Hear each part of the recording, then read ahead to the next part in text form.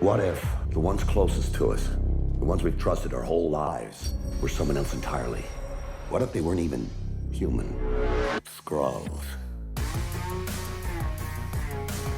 Hey, welcome back, ScreenCrush. I'm Ryan Airy. So what if Secret Invasion was actually Avengers 5? This is a story that would have been the perfect Avengers movie after Endgame. Now, the reaction to Secret Invasion wasn't great for so many reasons. The biggest letdown, though, is how one of the coolest concepts from the comics was adapted. Secret Invasion is one of the best crossover events in Marvel Comics, and it's a story that's fitting to a big screen crossover event. So we came up with how Secret Invasion should have been done in the MCU, and an Avengers 5 movie in Phase 4 would have fixed so many things for the entire multiverse saga. Fury, why haven't you called any of your special friends down? We can't keep depending on these superheroes to swoop in and save our asses. What? Alright, so we all know that Secret Invasion was really disappointing, so I'm not going to pile on too much. We've done that enough in past videos. Instead, let's start by explaining why Secret Invasion should have been an Avengers movie. The comics version of Secret Invasion was about the Skrulls invading Earth. What makes it so unique is the reveal that the Skrulls had shapeshifted into so many heroes. But the really massive twist is that some heroes were replaced years before the event. So that's like Rhodey was a Skrull since Civil War, right? Yeah, well, they tried to do the Skrull twist with Rhodey in the show, but they messed it up. The reveal feels so empty and sloppy. Some damn sloppy work. Anyways, the Skrulls were a huge threat, so all of the Marvel heroes had to join forces to defeat them. So you can see why Secret Invasion would have worked so much better as an Avengers movie. The MCU making a small-scale show that feels cheap and insignificant ultimately feels like such a waste of this fantastic story. And there are some good adaptations of the story. The animated show, Avengers Earth's Mightiest Heroes, did the story really well. In fact, they even did some things better than the comics. You lied to the Avengers, to the whole world. All using my face! And Agents of S.H.I.E.L.D. already made a much better version of Secret Invasion on television. The 4th season deals with characters being replaced by imposters. Now, while it's robots and not Skrulls, the concept is still the same. There is that intense paranoia. Characters we know and love might have been replaced. Take, for example, one of the best scenes of the season. Fitz and Simmons, a couple who are in love, can't trust each other because they believe that the other might be an imposter. No. Another bloody LMD you're messing with me. It's not me, Gemma! Well, it's one of us! This is exactly the kind of scene that would have saved Secret Invasion. This is the staple of the body snatcher concept. Somebody in this camp ain't what he appears to be. Right now, that may be one or two of us. By spring, it could be all of us. So how do we know who's human? But this kind of thing is pretty much non-existent in the MCU's Secret Invasion. I mean, for a show with shapeshifters, at no point does Fury or anyone else even suspect that the person they're talking with might be an imposter. And this brings us to why we needed an Avengers movie in Phase 4. Hey, why are you wearing that headband? You gotta go to a montage or something? Hey, go get rocking! Close. After this video, I'm gonna go work out. Is that why you're drinking green water? No, this is not green water. It's my daily dietary supplement called AG1. They're the sponsor of this video. So I've been drinking AG1 for about a year now, and it's become a really important part of my daily routine. Oh, what's it do? Well, this is what we call a foundational nutrition drink. It is the best way to make sure that you get all the vitamins and minerals that you need throughout the entire day. It has 75 different ingredients, including vitamins, minerals, superfoods, probiotics, and adaptogens. That is why this is the best nutritional drink I've ever used for workout recovery. I recover faster, and the high magnesium cuts down on muscle soreness. Like guys, if you've ever taken a break from working out and then you're trying to start back, then this drink is for you. It also gives me the energy that I need to finish out my workday, but it's not like a caffeine rush. This is more of like a sustained energy throughout the entire day, which means I get more done, I'm not working late, and overall, my life's just better. It's also very easy to use. You have 1 scoop inside 8 ounces of water. I like to add some of this D3 plus K2 vitamin D supplement, which helps support your immune system, and then you just put on the lid, give it a shake, and then you're done. Plus, there are these travel packs, so even if you go off on vacation, it's easy to keep this as part of your daily regular routine. Say, that is easy. So if you sign up with the link in the description, you get a free 1-year supply of this immune-supporting D3 plus K2 and 5 travel packs with your first purchase. Just click the link in the description to get started on your first purchase of AG1. Now, back to what I was saying. Now, I understand why Marvel wants their Avengers movies to be these huge crossover events. But by the time Avengers Kang Dynasty comes out, it'll have been 7 years since Endgame. 7 years! This is the same time gap between the first Avengers and Endgame.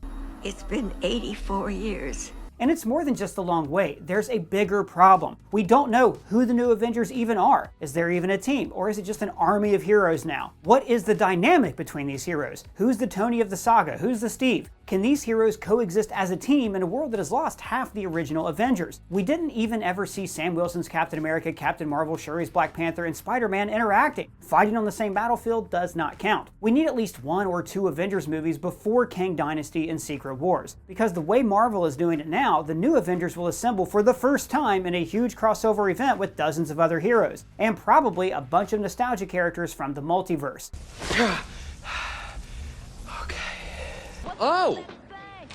Oh, hello. Hello.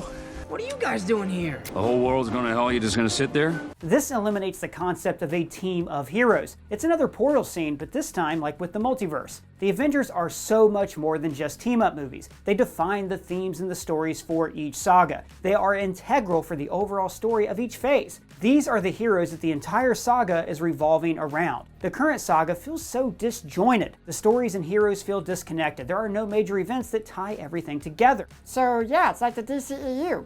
Exactly, you're so right, high five. The MCU kind of feels like the DCEU right now. So they need to do more Avengers movies, that's it? Yes, and here's exactly how they should have done it. This is where the fun begins. Let's start with the legacy of the Avengers after Endgame. One of my confusions with Phase 4 is why the Avengers are no longer a team. Sure, Tony and Natasha are dead, and Steve is an old guy, Hawkeye's retired, mostly, and Hulk is kind of there. Bruh. And Thor is like off in space doing soul searching. But there are tons of other heroes who are technically Avengers, so why did none of them step up? The implication is that without the core 6, there is no glue to keep the Avengers active, so they just scattered back to solo heroics. That's fine, but the heroes must know the value of having a team. So here's my in-universe explanation for what happened. After Tony's death, he created protocols for the continuation of the Avengers. Rhodey was tasked by his best friend to oversee Tony's plans. But then the Skrulls invaded and Rhodey was replaced by a Skrull. In this version, he was not a Skrull since Civil War. This happened after Endgame. The Skrulls used the blip as a cover for their invasion. There was so much chaos and in all that confusion, who could tell if someone was replaced by shapeshifters? Now I know that one of the great things about the comic story is that some heroes were Skrulls for years, but I don't think this translates to the MCU. It creates unnecessary retcons and it ruins great moments like these. Skrull Rhodey used his authority to ensure that the heroes remain divided. He claimed that with so many godlike heroes and without the Sokovia Accords, they must hold themselves accountable and only assemble when the world truly needs them. Throughout Phase 4, there will be hints and breadcrumbs setting up the Skrulls. For example, the plot of Wakanda Forever will have a small change, where the war between Wakanda and Talokan starts because of some information that Everett Ross gives Ramonda. But Ross was replaced, and the Skrulls wanted to start a war between Wakanda and Talokan to weaken both nations. And now, Ross has Shuri's full trust. The infiltration has begun.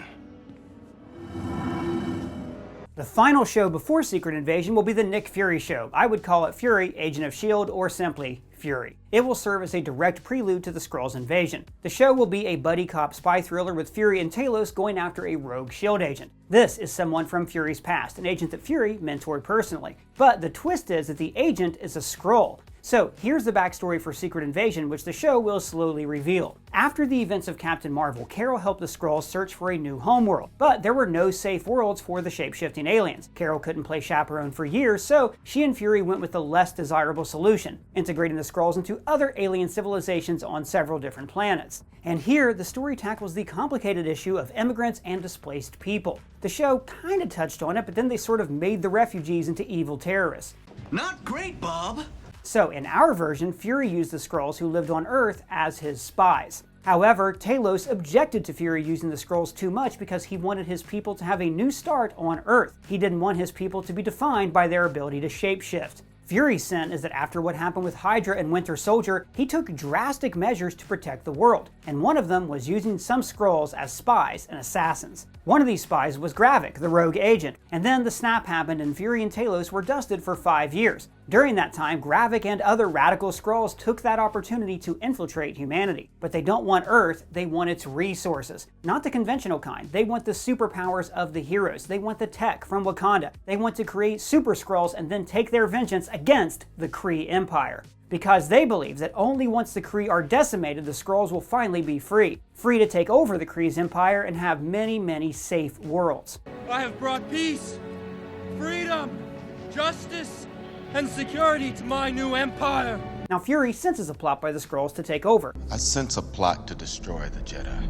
But he doesn't call the Avengers right away. He wants to keep it a secret. It's his mess, and he wants to protect the good Skrulls like Talos from prosecution. Now at the same time, the paranoia kicks in and Fury cannot trust anyone. Everybody can be a shapeshifter. He can't even trust Maria Hill. And here's the thing. She was replaced by a Skrull, and she's actually leading the invasion from the Sword space station. The show ends with Hill sending the call to all Skrull operatives that the next phase of the invasion has begun. And that gets us to Avengers 5, Secret Invasion. The first half of the movie focuses on two factors. The Skrulls created a machine that will allow them to replicate superpowers. The second story is about the new Avengers meeting and reacting to the Skrull invasion. Now early in the movie, we could see the new Captain America, Sam Wilson, on a mission. He fights a group of terrorists or something like that. Nick Fury shows up and kills one of them, and the body transforms into a Skrull corpse. And this shatters everything. Who can you trust? Trust nobody. Nick explains to Sam what's going on and urges him to assemble the Avengers. Or wait, you just said Fury didn't want anybody to know. Did you forget that? Did you said that? Did you forget you said that? Wow, who said this is the real Nick Fury? Wait, what? You called him Nick, not Fury, and then that means... Yes, this is an imposter. Nobody calls me Nick. The real Fury is in hiding. The Skrulls want all of the Avengers in one place so they can copy their abilities. Sam brings the heroes together as he steps up as the new team leader. Now, I don't think that the new Avengers need to be bloated with too many heroes. It's a team, not an army. The members of the new Avengers are Captain America, Captain Marvel, Spider-Man, Black Panther, Ant-Man, Wasp, Shang-Chi, and She-Hulk. But what about Thor and Doctor Strange? Where's Wanda and Vision? Daredevil? Ms. Marvel? Well, Thor is off-world with love, and he should be part of the Cosmic Avengers. Doctor Strange is off to another universe dealing with incursions, and he should deal with the multiverse. And Wanda, she's kind of dead. Is she though? Okay, she'll be back, but this is too soon. And White Vision is way too confused to be part of the team. I request elaboration. Daredevil is a street-level hero who only appeared in shows so far. I actually think that those street-level heroes can end up forming their own team on the TV side. Now, as for Ms. Marvel, Kamala's the best, but I don't think she should join the Avengers, at least not yet. I like the idea of her and Carol meeting for the first time in the Marvels, and this way their meeting might be more meaningful. We're a team. Oh, no, we're not a team. We're not a team. And I also think that Ms. Marvel should join the Young Avengers. Professor Hulk, War Machine, Bucky, and even Hawkeye are in the movie, and they would be part of the team as well, but those are the 8 new Avengers. But here's a twist. 2 of these heroes are Skrulls. You already know Rhodey is one of them. Hawkeye? Nah, there's no way a Skrull can replicate his skills. Yeah, no shit! The second Skrull is Hope. So this creates a fun dynamic when Scott realizes the woman he loves had been replaced. Anyways, this brings us to the second part of the movie. The Avengers, who are still not fully formed by this point, are working on tech that will detect the Skrulls. But there is immediate paranoia among the team. Everyone is on edge because anybody can be a shapeshifter. The Skrulls are here, and they can look like anyone. And Fury thinks one of you has been replaced by one. Skrull Rhodey then reveals that he has info about where the Skrulls are located, so most of the team goes on a mission, while Shuri, Hope, and Bruce are working on the Skrull detector. Skrull Hope takes Shuri and Bruce down. This was all a trap. The Skrulls need Shuri's lab to finish their machine that replicates superpowers. And right away, they start making Super Skrulls.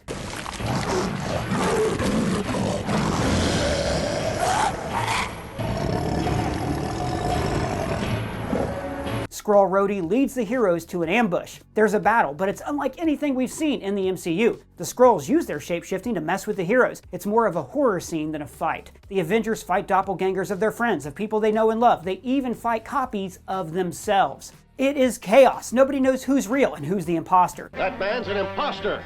That man is the imposter. Scott fights a Skrull who turns into Hope, and he cannot fight the woman he loves. Peter must face a Skrull in an Iron Man suit, or who knows, maybe it's a Skrull who looks like the Green Goblin, if that's like multiversally possible. Carol sees a little Skrull girl who blames her for her past sins when she was serving the Kree Empire and how she abandoned the Skrulls. And Sam finds himself fighting Skrull Bucky, who's wearing Steve's Captain America suit. This symbolizes Sam's inner self-doubt about wielding the shield instead of Bucky. The Skrulls defeat the new Avengers with paranoia, guilt, and doubt. Some heroes are captured, and the Skrulls begin to copy their abilities. The heroes who escaped start pointing guns at each other. The paranoia kicks in, and they are about to fight. But then, Sam steps in and proves himself as the leader, not letting the paranoia destroy the new Avengers. Nothing come between us. Nothing tears us apart. Later, the heroes meet the real Fury, who introduces them to Talos and other good Skrulls, proving that not all of them are invading aliens. And Talos helped free Shuri and the real Hope from the Skrulls. And with Talos' help, Shuri and Hope create a Skrull detector. It's me. Prove it. You're a dick. Okay.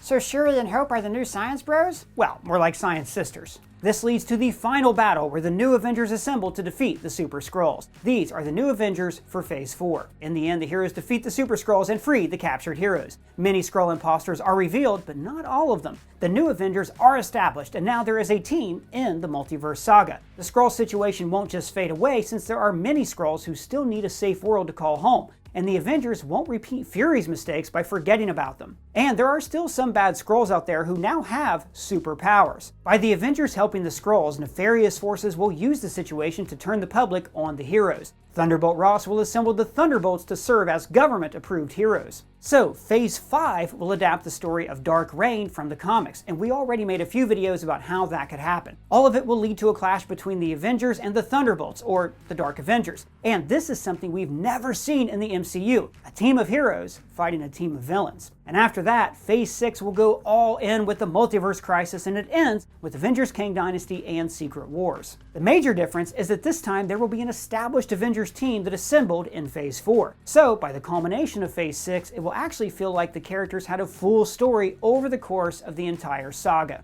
And you know what? Maybe Marvel wasted Secret Invasion, but they can still do this story without the Skrulls. Or how would that even work? Well, what if there's an invasion from another universe, where variants will infiltrate the universes by replacing heroes from Earth 616? I mean, they all look the same, usually. Maybe we should even explore that idea in a future video.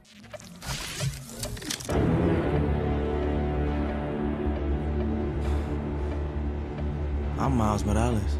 Anyways, that's how we think Secret Invasion should have been done in the MCU. Do you think it should have been the story of Avengers 5? And who do you think should be on the new Avengers team? Let us know your thoughts down in the comments below or at me on Twitter. And if it's your first time here, please subscribe, smash that bell for alerts. For ScreenCrush, I'm Ryan Airy.